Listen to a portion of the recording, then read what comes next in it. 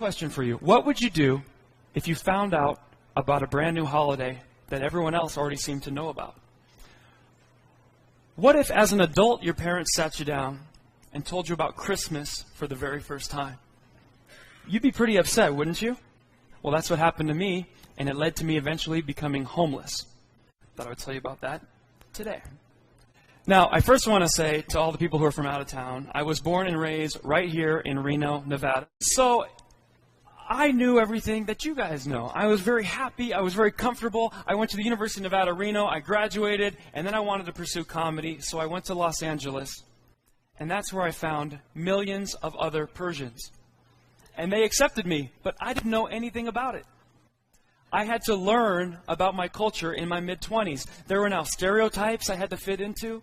I never had stereotypes. I'd always been regular white, but now I had some cool stuff. Like Persians are known for expensive clothing, Mercedes-Benz. I was happy to be in Los Angeles. I was doing a lot of stand-up comedy shows. Persians kept inviting me to do their private events.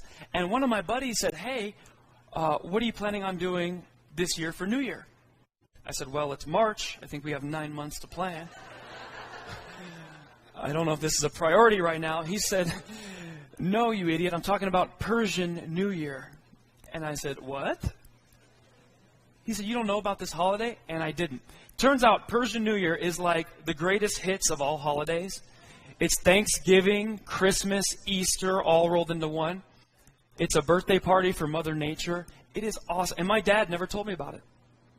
I was pretty upset. I felt like he owed me about 25 years of back holiday child support. Kids get gifts, they get candy, they get new clothes. I experienced none of it. But instead of getting mad, I decided to go learn about Persian New Year. And as a comedian, it was kind of easy. I set up 17 different shows across the nation, including Canada, Florida, New York. I said, I'm coming, I'm going to do comedy there. I'm going to bring some cameras. I'm hiring a whole crew. We're making a documentary. I want to invite other people to learn about Persian New Year with me. Pretty good idea. The problem was I could not afford any of that. So I had to make the ultimate sacrifice, which I was recently told is dying in battle. I did not do that. So I made the second most ultimate sacrifice. I became homeless. I figured that would help my production budget, so I packed everything into a little storage shed. I stayed with friends and family when I needed to, but my life was going to be on the road for the next 6 to 9 months. That is how I got a bigger budget to hire a cameraman, the crew, the editing, the software, and I was going to make the movie. And what I learned about this in my travels was each stop, I learned something new about what being Persian is. And it was pretty interesting. Persian Empire was responsible for innovations that we all still know and use today. So it's not that weird, this weird far-off Middle Eastern culture. As a matter of fact, they're responsible for the windmill, brain surgery, pajamas. We know about that stuff. Better yet, the birthday cake, ice cream, fruit punch, and the tambourine. So hey, you can't party without Persians. They started this stuff. Or more recently, Hot Pockets and eBay. I don't recommend buying Hot Pockets on eBay, so don't get that confused right there. It was actually fascinating, and that's just the stuff about the culture. But what I learned about the holiday was even more interesting. The holiday is celebrated by over 300 million people worldwide. How I never heard about it, I don't know. I wasn't paying attention. Barack Obama, George Bush, they've all addressed it each year in a presidential speech.